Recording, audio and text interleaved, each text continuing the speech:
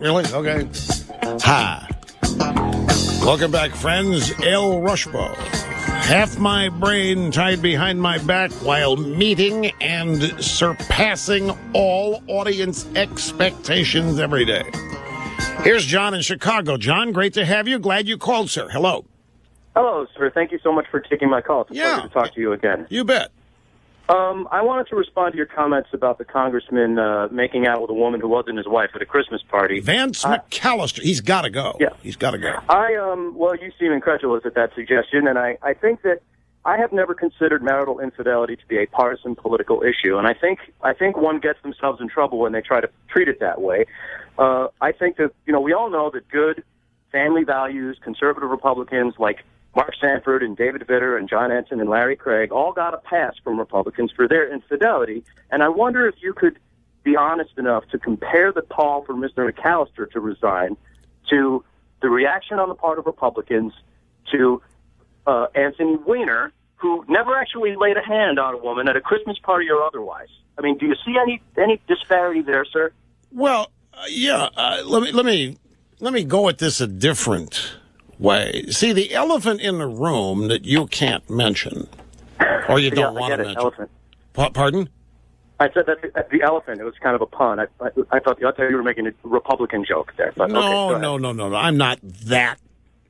I mean, that's too easy. Elephant equals Republican. No.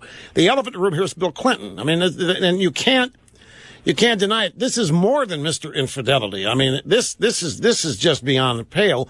And there was all kinds of cover-ups. There were every effort in the world made to facilitate his lying about it. And then when he finally had to come clean, they did their best to say, it's just sex. It's not his fault. It's nothing. It doesn't affect the way he did his job. Come on. It's just sex. So, and Hollywood got going and so forth. Now, you mentioned Weiner.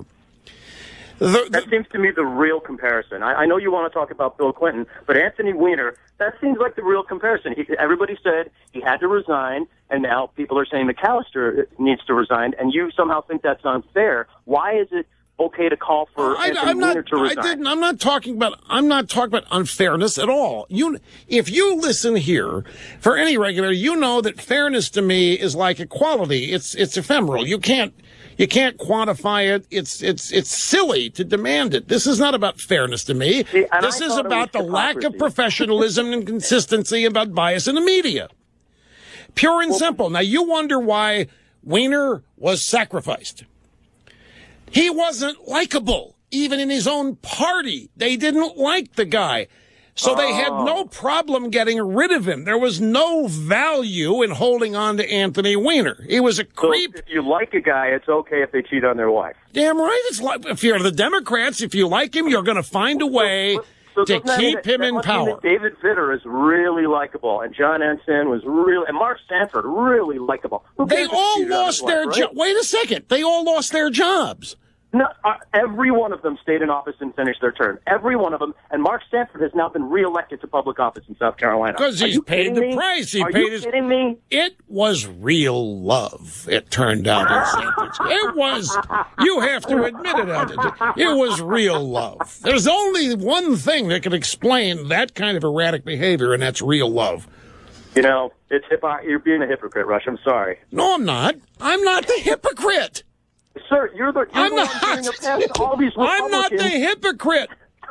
You call here and say that infidelity is not a partisan issue, and you don't even talk about Mr. Infidelity. You leave him out of about Bill Clinton. I get that. But the real comparison and the one that reveals your hypocrisy is Anthony Weiner. No, why? Why is it not Clinton?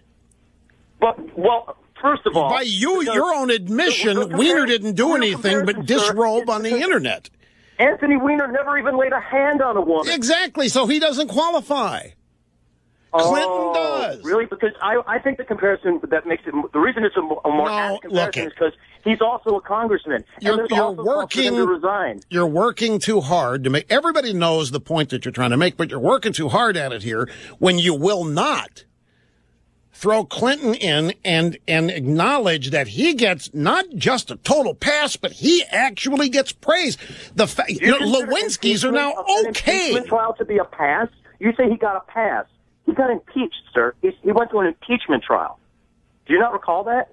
He has suffered no shame, no disgrace. He is the most popular Democrat in the country.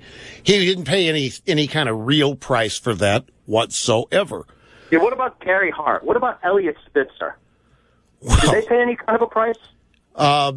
Again, you call for you want you only want there to be a price. I think in the case, let me say, Gary Hart brought that on himself by demanding that the media follow him around. Oh, so McAllister, since he didn't ask for the scrutiny, he gets a pass. Am I telling you that McAllister deserves a pass? I don't know, sir. You seem to be totally incredulous that people would call for him to resign. See, do you have no sense of Where was your incredulity when people call for Weiner to resign? You know, this is it. The problem, John, your sense of humor is just dormant. Parody, satire. I'm not incredulous. I know how the game works. I know the guy's gone. I know he's history. I never call for any of these people to resign. I never do that. I don't look at it that way. My effort here is totally on informing the public and have them looking at things the way I do. I have fun with all of this. That's what you don't see. You heard me open the program. You think I'm really mad about this? I'm simply...